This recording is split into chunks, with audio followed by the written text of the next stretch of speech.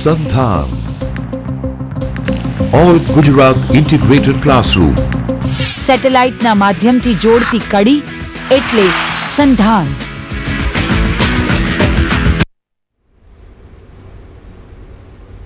Hello students, I am Devarshi Mehta from the KPS College of Commerce and Management, Bhavnagar, and I am going to discuss a CLT, that is Communicative Language Teaching. First, I would like to talk about what CLT is. Most of the methods that have evolved over years has its goal to make learners communicate in the target language. Of course, some educators during the early 1970s and 1980s felt that the methods were not efficient enough to make the learners to communicate in the target language properly. These learners could do really well in the classroom.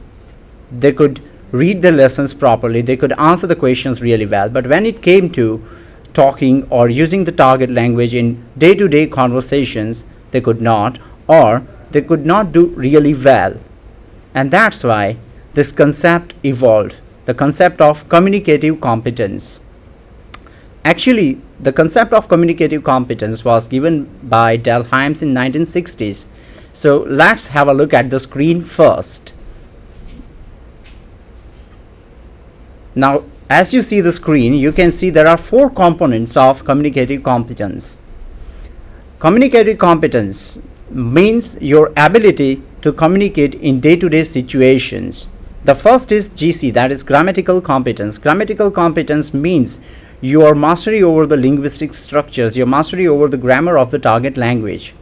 SC means socio-linguistic competence, which is really very important. It has been neglected for years, but now scholars have realized that socio-linguistic competence is an essential component of communicative competence.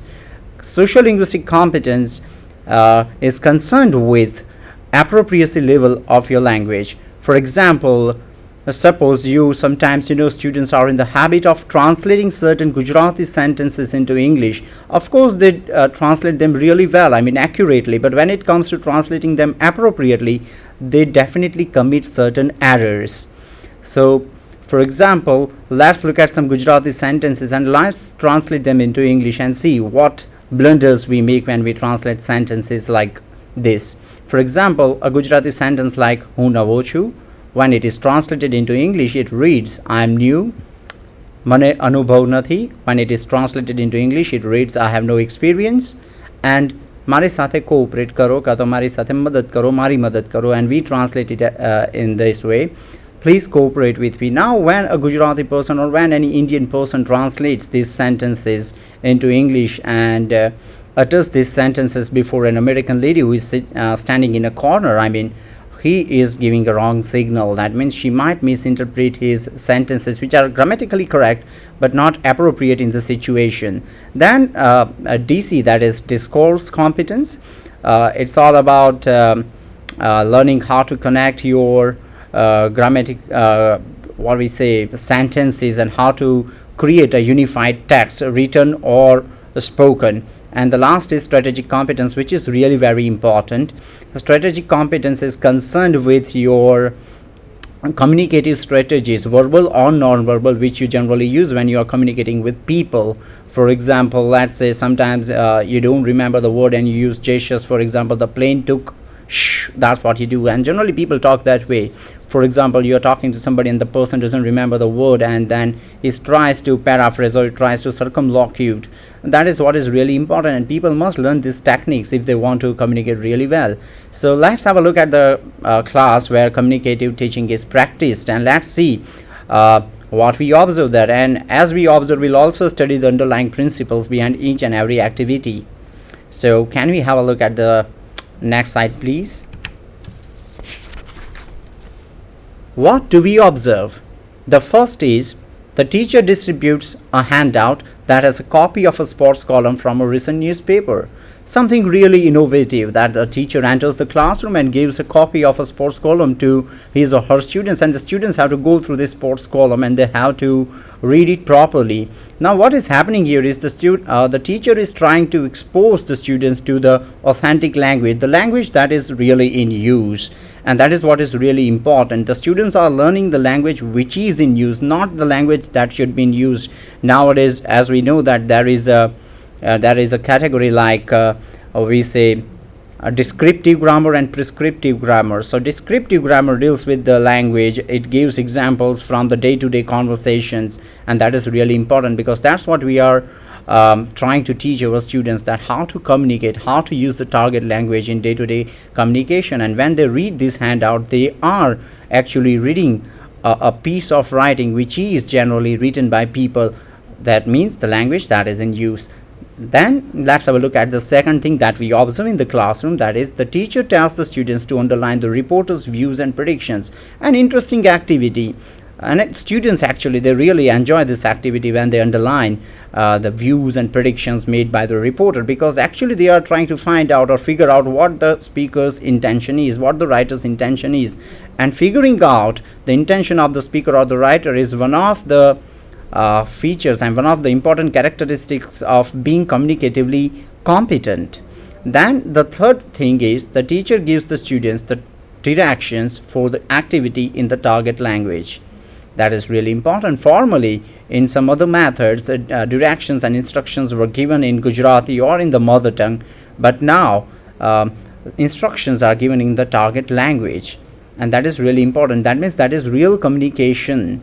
The teacher is using the language which is actually used by people when they are interacting in day-to-day communication, into day-to-day conversations, and this language will definitely help the learners to learn the language which they might need, or the functions or the words they might need when they are communicating in certain situations. So language is a vehicle for communication. Let's have a look at the second slide, the next slide, the fourth one. The fourth observation is the students try to state the reporter's views and predictions in different words. Now each and every student is asked to state the reporter's views and predictions in different words. Now this is really important. That means students should be given an opportunity to express their views and to express their opinions. At the same time, when they are doing this, they come to know that they can say one thing in different ways, and that is really important, because one function can be performed with the help of different forms, and one form can perform many functions. That is what they are learning here, but they are learning this very unconsciously, and that is really very important. They don't feel burden of learning. They just enjoy the things they are doing, and that is really what is important in this classroom. That means students must enjoy what they are learning. The fifth point that we observe, the students unscramble the sentences of the newspaper article. I'll have to explain this in detail. That means you just give a newspaper article and you just scramble the sentences in that article. Let the students see this article and let them make out which sentence comes first. Actually, they are studying the language at the discourse level, at the supra-sentential level. They must try to find out how sentences are connected, which sentence comes first, which sentence comes next, and which comes the last one. At the same time, they'll definitely pick up certain phrases and expressions which are used to indicate a shift in the topic. For example, lastly or finally. That means the students can easily make out that, okay, this sentence must be the last sentence, or this sentence ends the paragraph here. So isn't that interesting? Must be, right? Next point, the students play a language game. Okay, we must have seen that students really enjoy games, outdoor and indoor, but it's a language game. For example, you distribute some cards among your students, and these cards have some pictures on this. For example, baseball bat, cricket bat, volleyball, and then one of the students in the group does not get this card. And now you ask the student, for example, what is Mahesh doing this weekend? And this student says, Mahesh is going skiing. Now, if one of the members from his or her group has got this card which bears this picture of skis, then this person will raise the hand and say, no, Mahesh is not going skiing this time because I have got his skis. So the person will have to change his statement. That means it is very interactive and they are really enjoying this game. And unconsciously they are learning certain structures which are used in some specific context. Right? Next point is the students are asked how they feel about the reporter's views. Now students should be given an opportunity, as I said, to express their views. I mean, they are expressing their individuality, and they feel that they are really communicating in the classroom. They are really sharing something with their people. They are really sharing something which is really important. So the more interactive you make your class, the better it is. That means the results will be very positive. Of course, you have to encourage your students sometimes, because sometimes they feel disheartened, sometimes they do not participate. But don't lose heart as a teacher. I mean, that's your duty, to encourage them, to motivate them. And to motivate them, these games are wonderful tools, techniques. You can use techniques, activities, games, and there are many games. For example, right now the games and the techniques I'm talking about, they are for higher intermediate students. There are different games and activities for intermediate students or beginners. So you have to look for them, and there are various sources available on internet. For example, sites like YouTube, people have uploaded thousands of videos. Just browse through, just go through these videos. You can definitely find certain things which will be really, really useful. Next slide, please. The eighth observation, a student makes an error, the teacher and other students ignore it. It's a wonderful thing. Years ago, errors were magnified and students were scared to make errors, and the teachers had a red pen attitude. They used to use red pens, and whenever I, even as a student, found this red pen marks in my writings, I felt disheartened. I couldn't dare to write more. Actually, students should feel motivated even if they make mistakes, and especially when they are working on fluency based activities. Errors should not be glorified or magnified. Instead, they should be tolerated and seen as an outcome of the development of communication process. So they are communicating, and especially even when we are communicating with people, we do commit errors. So even committing errors is a part of communication. So instead of pointing out their errors again and again, better you talk about these errors when you are dealing with accuracy based exercises or tasks. Next point is, the teacher gives each group of students a strip story and a task to perform. It's a wonderful exercise. It's a wonderful task. For example, you divide your students into 5 or 6 groups, and every group has 3 members. And now one of the member has got a story, and the story contains 5 or 6 pictures. Now the first picture is shown to the members. That means one person has got the story, and he shows this picture to the other members. The other pictures are covered. Now what happens? These two are supposed to predict what the next picture is like, or they are supposed to construct a story. Even they can construct a story. Okay, this first picture looks like that a jackal is talking to a crow, so it must be about how jackal gets the thing which the crow had got by his cleverness, for example. And they start constructing the story. Even if the second picture doesn't correspond to the prediction they have made, no problem. They are producing language. That is really important. Language production is the main thing. If they don't produce language, they don't make errors, and if they don't make errors, you can't correct the errors, and then teaching doesn't take place. So even for teaching to take place, let them speak, let them commit errors. There's nothing wrong. Even making errors is a step towards learning something. So this exercise is really very helpful, and I have seen, even personally, I have tried out this exercise with my students. They definitely enjoy this exercise. Of course, sometimes certain students, they feel shy, and for these shy students, I have got a wonderful activity which we will see after some time. Then the next point is, the students work with a partner to predict what the next picture in the strip story will look like. Now students, they work with their partners, they discuss, they negotiate meaning, they interact, they talk, they share ideas, they exchange ideas, and that is a condition in the classroom, that they have to use the target language. And the teacher has to move like a advisor. The teacher moves from group to group and gives advice to those students who badly need this advice, and he helps them actually, instead of pointing out errors again and again.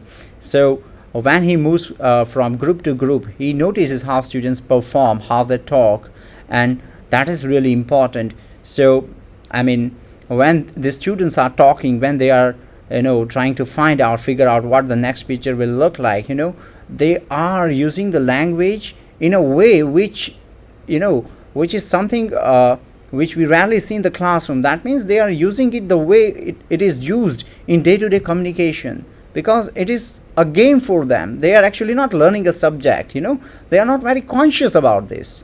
They are just enjoying the activities they are doing, and somehow learning is taking place. So that is really important. Let's have a look at the next point. That's the 11th one. The students are to do a role play. They are to imagine that they are all employees of the same company. Role playing is very, very popular with my students, and most of the students, they really enjoy role playing. What is really needed is a little bit of motivation and a little bit of confidence, because students sometimes they have stage fright and they don't turn up. They say, no sir, I don't want to participate. But as a responsible teacher, it's your duty to participate as a co-communicator. Even you as a teacher can participate and set a good example. Students will definitely learn from your performance. So why not perform? Just give it a go. That is really important here.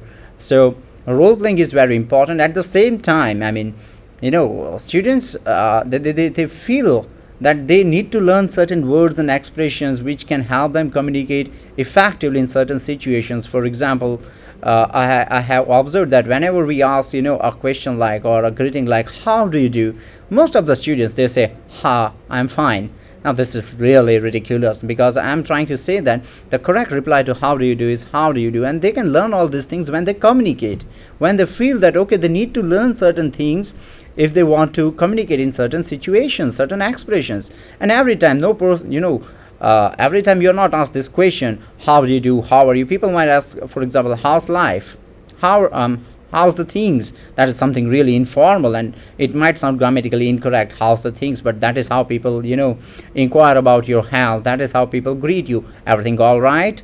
How are you breathing, for example? That is how people talk. And if you allow your students to role play, if you give them certain situations where they really feel that they need to learn certain expressions, then